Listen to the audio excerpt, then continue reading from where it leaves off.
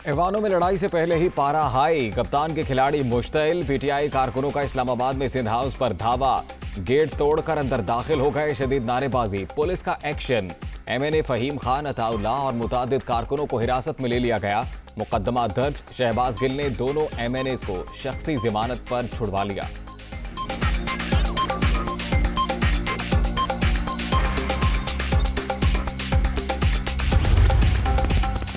Sindh house पर हमला, लश्कर कशी की कोशिश, इमरान खान ने विफाक के तशख्खुस को ठेस पहुंचाई। इकदाम नाकाबिले बर्दाश्त है, हुक्मरानों के पास नंबर पूरे होते तो ऐवान में ताकत दिखाते। आसिफ जरदारी का शदीद रद्द-ए-अमल, इस्लामाबाद में साबिक सदर और मौलाना फजलुर रहमान की मुलाकात, सियासी सूरत हाल पर मुशावरत।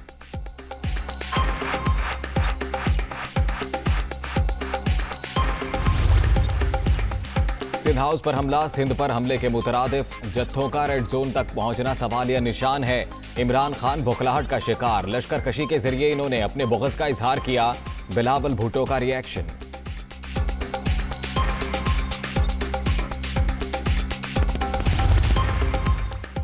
सिंध हाउस पर हमला, सिंध पर हमला है, धावा शेख रशीद के इमाम पर बोला गया। नंबर गेम में शिकस्त के बाद हुकूमत ओछे हथकंडों पर उतर आई। सबर का इम्तिहान ना लिया जाए वरना हमने बनी गाला भी देख रखा है और वजीर आजम हाउस भी।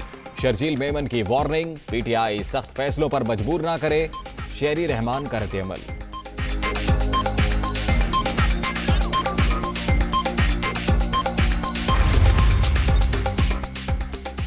नया छांगा मांगा बनाएंगे तो अवामी नफरत का सामना भी करना पड़ेगा। जैसे ही वाक़े का इल्म हुआ, सदुमर ने कारकुनों को तहम्मुल का दर्ज देते हुए बाहर निकलने का कहा। सच ये है, अवाम के जज्बात से खेलना बंद करें और अवाम के मैंडेट का एहतराम करें। वज़ीर इत्तलात फवाद चौधरी का ट्वीट।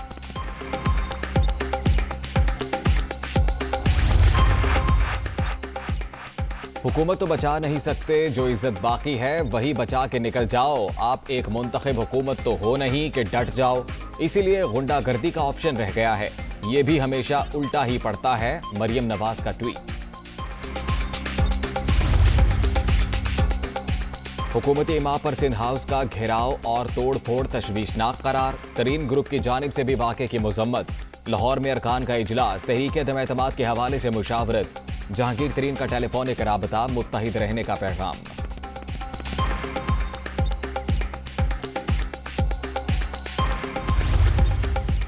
सिंध हाउस के बाहर हंगामा आराई के बाद इंतजामिया का बड़ा एक्शन, मजीद 1 किलोमीटर का इलाका रेड जोन करार। 2 माह के लिए दफा 144 नाफिज, सिक्योरिटी फोर्सेस को रेड अलर्ट रहने की हिदायत। कानून हाथ में लेने वालों से सख्ती से निमटने का हुक्म।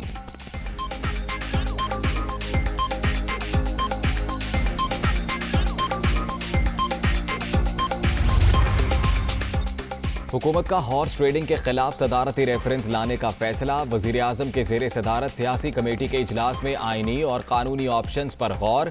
ऐसे इक़दामात करें कि मुस्तकबिल में किसी को खरीदो फरोख्त की जुर्रत ना हो। मुखालफीन -1 चाहते हैं लेकिन ऐसा किसी भी सूरत नहीं हो सकता। इमरान खान का 2 टोक पैगाम।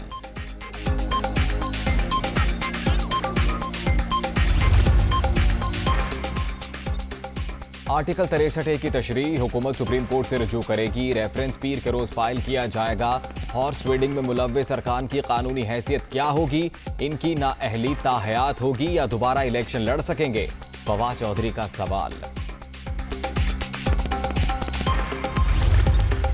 अरकान असम्बली की खरीदो फरोख्त का तासुर गलत। ये अदम-ए-एतमाद की पहली तहरीक है जिसमें कोई भी वोट नहीं खरीद रहा। जब वोटर हक़ राय दही का फैसला कर ले तो 10 लाख क्या 10 करोड़ का हजूम भी इसे नहीं रोक सकता। चौधरी शुजात का फिर हुकूमत और अपोजिशन पर जल्द से मुलतवी करने पर जोर।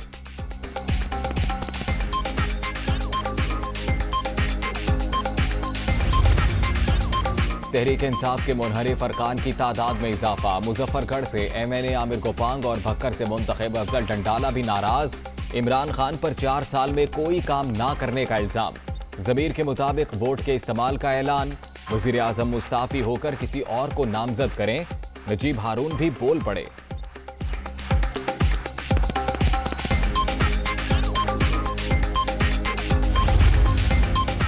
तहरीक इंसाफ के 13 मुनहरिफ अरकान को शोकॉज नोटिस जारी। गैर मशरूत मुआफ़ी मांग कर पार्टी में वापसी के लिए 7 रोज की मोहलत। जवाब न देने वालों को कानूनी कार्रवाई की वार्निंग।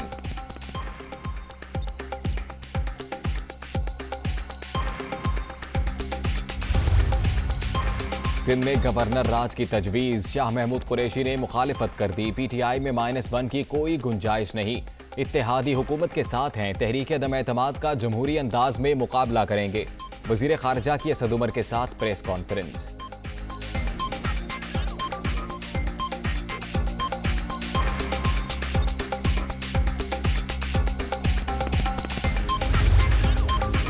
सिंध में गवर्नर राज एब्सोल्युटली नॉट। अटॉर्नी जनरल का वजीर आजम को मशवरा, ऐसी सूरत हाल नहीं कि इंतहाई इकदाम उठाया जाए।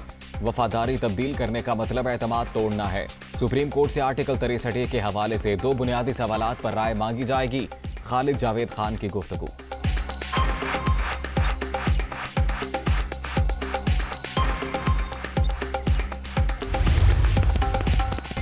सिंध में गवर्नर राज की समरी तैयार, ताहम अभी तक नफाज का फैसला नहीं हुआ। तहरीक अदम एतमाद पर वोटिंग का फैसला स्पीकर कौमी असम्बली करेंगे।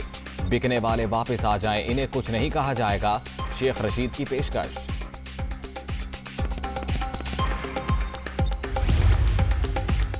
हिम्मत है तो सिंध में गवर्नर राज लगाओ। समरी तैयार है तो कल नहीं आज ही अमल करो।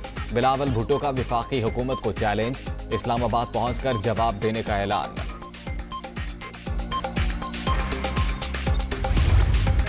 और कराची के बाद लाहौर में मैदान लगने की तैयारियां। पाक ऑस्ट्रेलिया तीसरे टेस्ट का 21 मार्च से आगाज। वनडे और T20 मैच भी कज़ाफी स्टेडियम में कराने का फैसला।